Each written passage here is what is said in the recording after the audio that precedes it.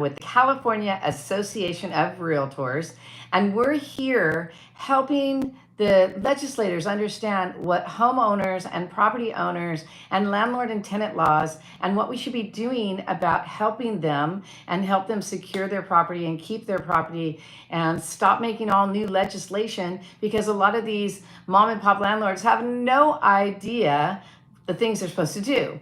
But at the same time, we're trying to help educate those people. But I'm here tonight because I'm trying to get through the principles book, and I'm on chapter 7, page 198 and page 199. I have it all highlighted and ready to go.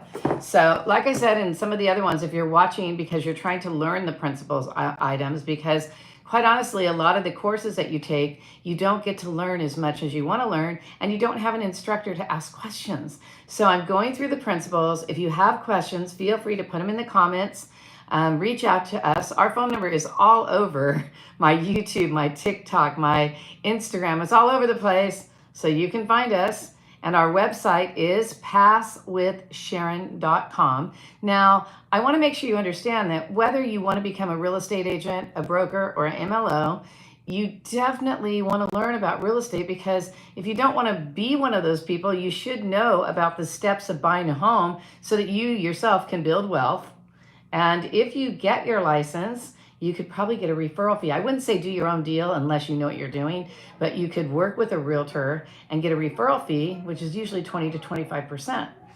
So anyway, we're going to get going. We're going to get this done.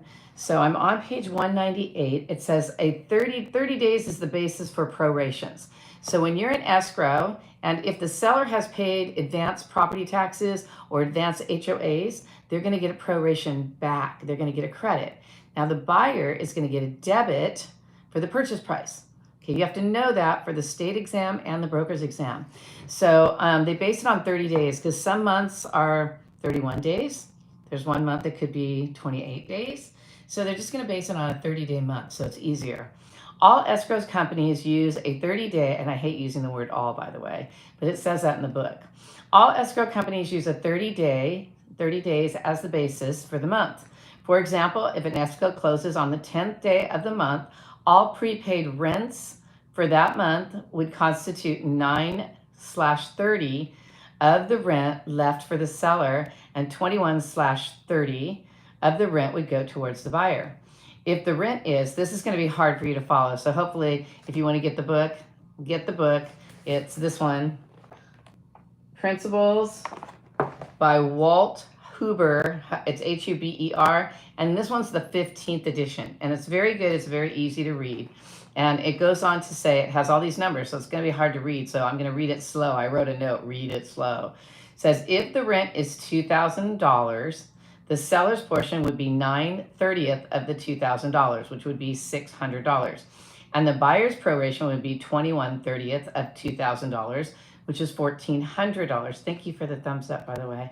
Rents belong to the buyer as of the closing date. By the way, a lot of people forget, and it's not in here either, is the security deposit has to be transferred over to the buyer. If the buyer is going to keep the tenant in there, the security deposit has to be given to the new property owner, because when the renters move out, you have to give the security deposit back to them. So you got to remember that. So property tax prorations are based on the on the amount of the tax the seller is paying. Escrow uses the old assessed value when prorating. The dates used in calculating prorations is usually assumed to be, and I would highlight, the date of closing, but any date may be used if agreed upon by all parties. This is the case when possession date differs from the closing date.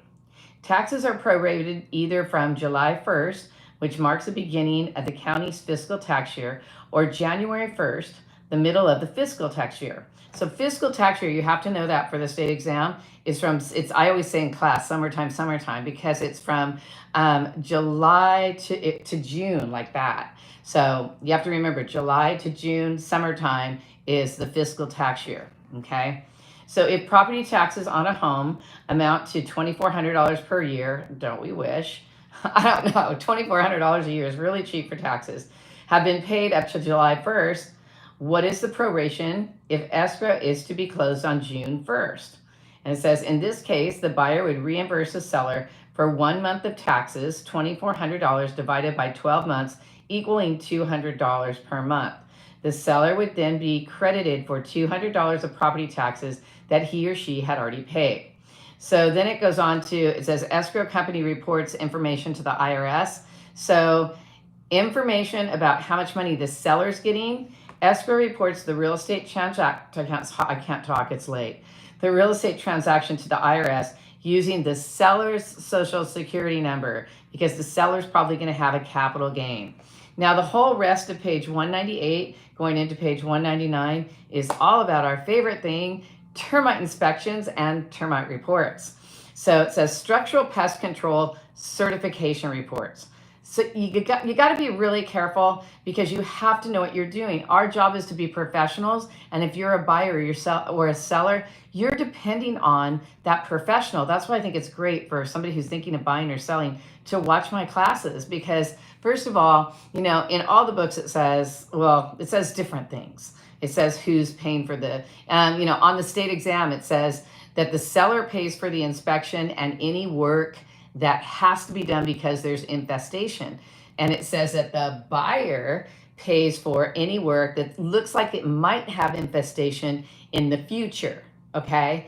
But that's not true. Everything in our real estate contracts, I don't know how much we have to say this. I mean, the National Association of Realtors was sued because they said that we work together and that we antitrust. They said all kinds of things about us that is absolutely not true. Everything in the real estate contract is negotiable and always has been. Because the funny part is as I read all the books and as I'm educating people, all the books say, the termite report is paid by the seller and that the buyer has to pay for stuff that's not infestation, but it might become infestation. Well, I totally disagree, because I always negotiate for the seller to pay for all of the termite report work. Because why should my client have to pay for any termite report stuff? Anything that's happening to the property currently and anything that shows it might happen because of how the seller was taking care of the property is the seller's fault, so my buyer's not going to pay for it. My buyers have never paid for it. And I protect my buyers, and I protect my buyers by asking the seller to pay for everything. And it's funny because when I talk to other agents, because I'm here at the CAR, the California Association of Realtors, I'm here and we talk about stuff and what people do. And I'm like, well, I always ask people to pay for that because I know my buyer doesn't have a lot of money. Now, the other thing you have to be careful about is it used to be in the purchase contract. It used to say a long time ago, it used to say termite report and clearance. That's what it used to say a long time ago, termite report and clearance.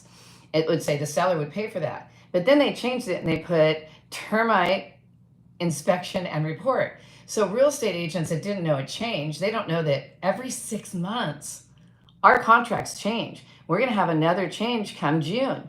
And, you got to be on your toes and knows what's happening, because if you don't know about the termite report thing, you may have a house that's totally termite infested and you don't ask for the seller to do it. You just lost out.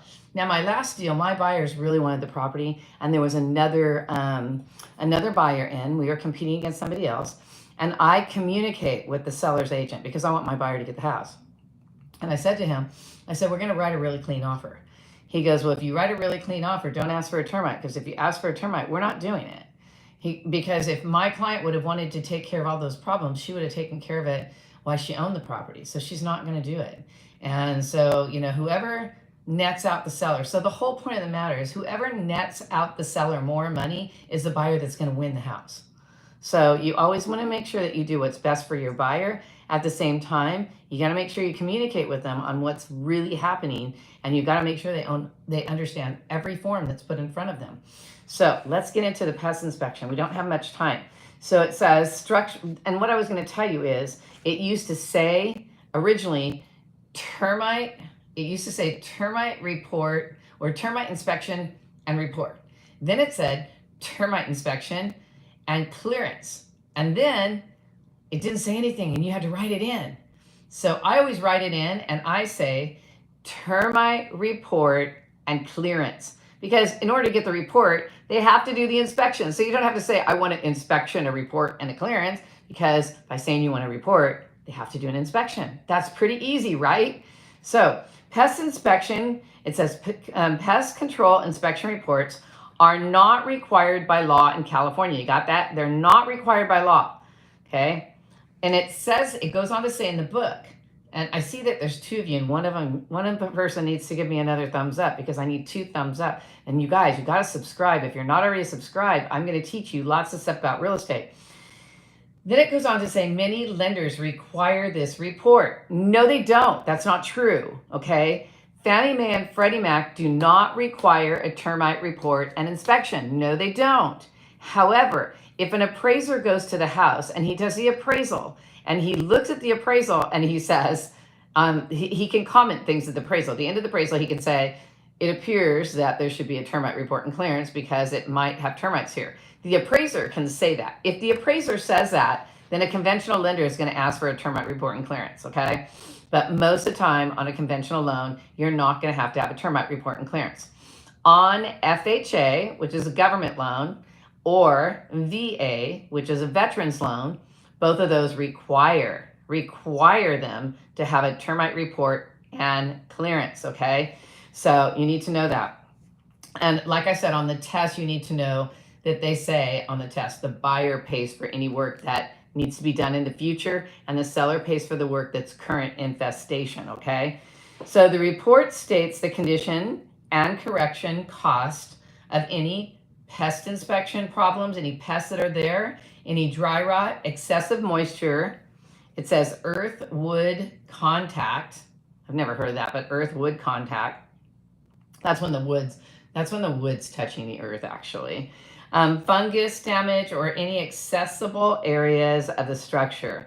It says who pays for number 1, pest control inspection report, and number 2, any requirements or recommendation. Work is up to the buyer and the seller. So in this book, it's smart. It says it's whatever they negotiate. But remember on the exam, buyer pays for future work, okay? I wanted to get through page 199, but there's so much highlighted that we're going to do it probably not tomorrow. You're going to have to miss me tomorrow. Maybe if I can do it at the airport, we'll see. But I'm flying out of Sacramento tomorrow. I don't land back in Orange County until like 9:30, 10 o'clock tomorrow night. So if there's any way I can do something for you tomorrow, I will. Otherwise, we'll do it on Saturday night. So if you have any questions, comments, anything you want to know about real estate, anything you want to know about our class, remember that you can go to passwithsharon.com. That's where you find out about our classes. And in the comments is where you can comment me. Let me know if you have any questions about real estate. If you have any questions about how do you qualify for a loan, or if you want to know how you get your real estate license or broker's license in California, I am here for you. And I have a great staff. My business partner answers the phone. Awesome people that work with us. Have an amazing evening, and we'll see you next time.